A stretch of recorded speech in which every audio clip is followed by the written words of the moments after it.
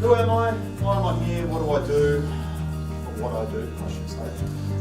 This is the things that we're going to have a quick chat about. What is my fellowship about?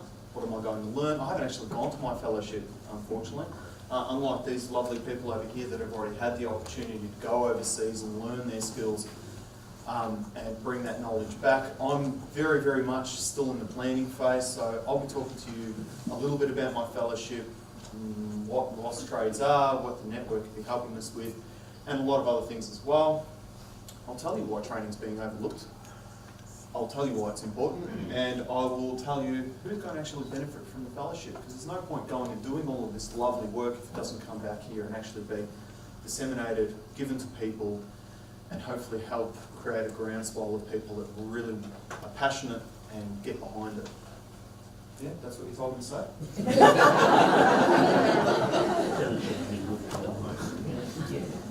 So that's me.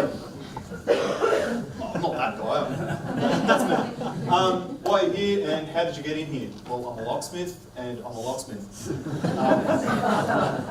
I love it. What do? I basically get to break into things and teach people how to do it and not go to jail. I hopefully occasionally inspire one person from below apathy to slightly below apathy occasionally, and I would love to think that I could bring more people along the journey to beyond apathy. I was very, very lucky and very, very fortunate that at the beginning of my journey as a locksmith, I was given some very, very good inspiration at a very, very critical time in my life, and that set me on the path to where I am here today. And unbeknownst to me, a lot of other people kind of just gently helped me along, and I didn't really know it until I got here.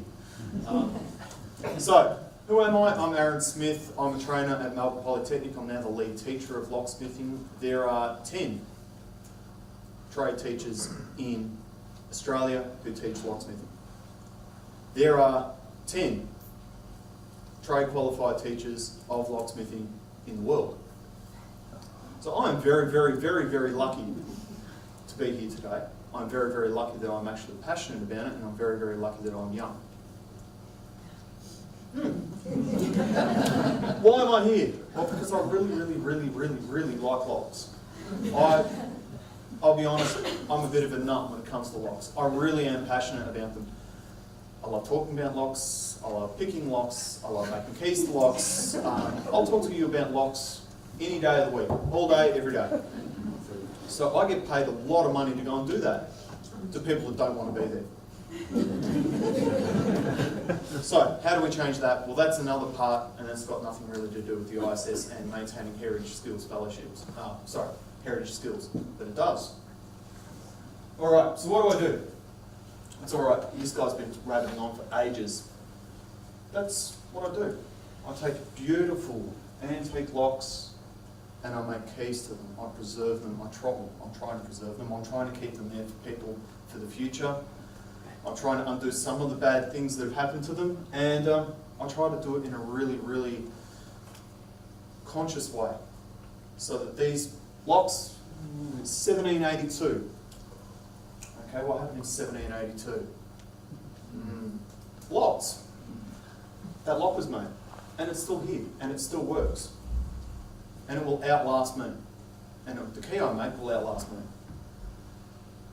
So, simply, I cut keys to old locks and repair them. If you want to boil it down into a small little nutshell parcel that you can take away and go, what the hell was that locksmith guy doing? That's that. So, what is my fellowship about and what am I going to learn? I was very, very fortunate once again in the very, very early part of my career that I met some very, very important people to me. I was very, very fortunate to be taught by a locksmith who was the he was the locksmith at Pentridge Prison. And we got talking, and he really loved the drama and the history of locks and the Industrial Revolution and the parts they played. And that was great, and that always stuck with me, and I always wanted to follow that. But unfortunately, as you're an apprentice, sometimes the need for making money is paramount. Yeah, you've got to go out and do the jobs that your boss tells you are going to make them money. And that's where your training is focused towards those goals. You are designed to be a helpful unit in a business. Unfortunately, that kind of takes the life out of having any kind of ability to problem solve or be creative in your solutions. Unfortunately, locksmithing is all about being creative and all about problem solving. So it's that kind of that juxtaposition. So, what am I going to do? I'm going to enhance my knowledge of lock restoration, key cutting, preservation and conservation techniques. As I was just explaining to a couple of the people on the panel over there, how does a tradesperson take the leap to go and be a university qualified conservator? Does anyone have an answer? You just do it, yeah. That's what I'm doing. I just went, well, no one else is bloody doing it, I'm going to do it. Sorry for that language. So, where am I going to go? What am I going to do? What am I going to learn? I'm going to go and visit manufacturers of heritage complementary security products. Okay, so you might have a beautiful heritage building, you don't want to destroy the material, you don't want to destroy the aesthetics, you don't want to destroy it. You can't go down to Bunnings and buy a $5 lock and expect it, because it's polished brass, that it's heritage.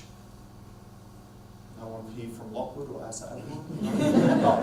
Okay, I'm going to meet with locksmiths and the peak industry bodies to discuss training. Believe it or not, Australia is an island, but we are not alone. Europe, America, the UK especially, they are having the same problems we are. We're probably just finding it a little bit quicker because our heritage is being ripped out pretty much every day and turned into apartments and all other wonderful, beautiful things.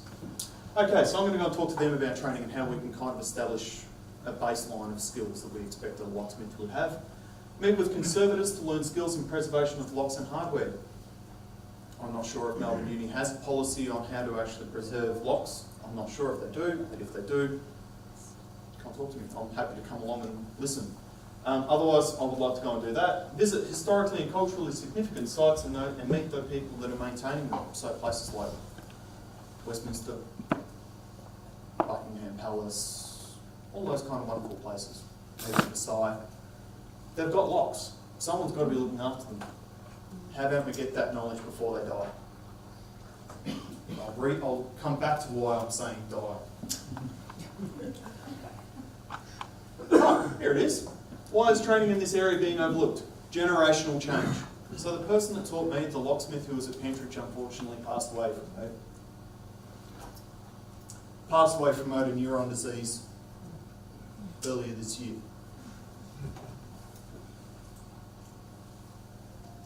He's gone. That's it.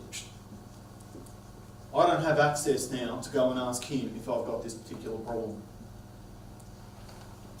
Kind of drilled at home that I've really got to get it started.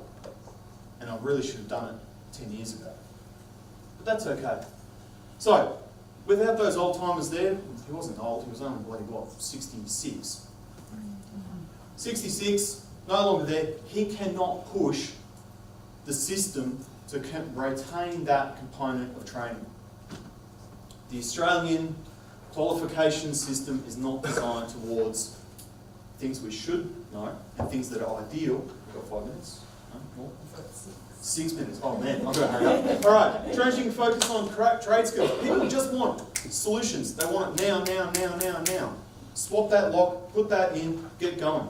Don't hang around. I don't want you to actually solve the problem. Just make it go away as quickly as you can, preferably yesterday. So that's changing our training demands. Yeah? The industry people are bringing that information to the industry skills councils, and they are saying this is what you must train them to be useful human beings that can make the companies money. Great, but it doesn't allow for problem solving, it doesn't allow for creativity, it doesn't allow for any of the things that you actually need on site. 5 minutes, thank you very much. And changing market trends. Locksmithing is a changing, we're in flux.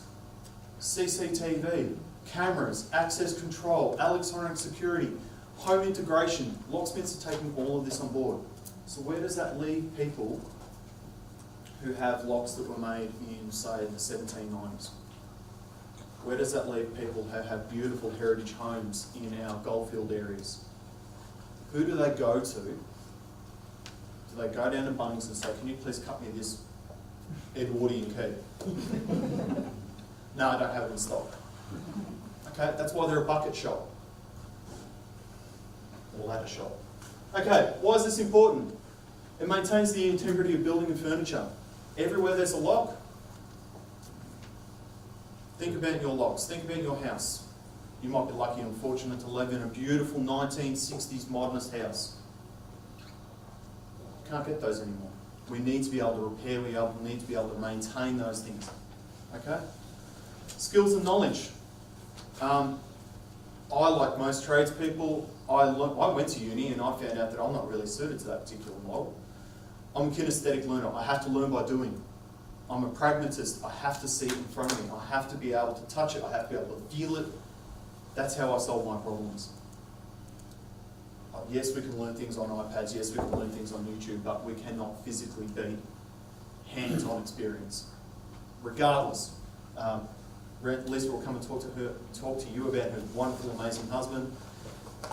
You cannot beat the feel of wood. You cannot understand. I can't transfer to you my muscle memory from my actions of filing and making keys. I can't do it. The only way you can learn that is by doing it.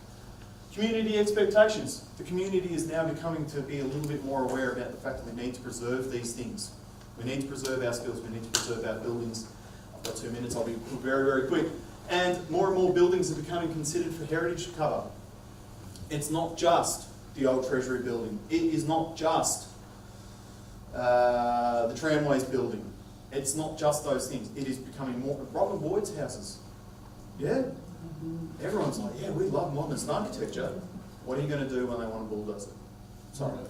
Tangent. Yeah, we're going to go to Bunnings and get another lot. Who's going to benefit?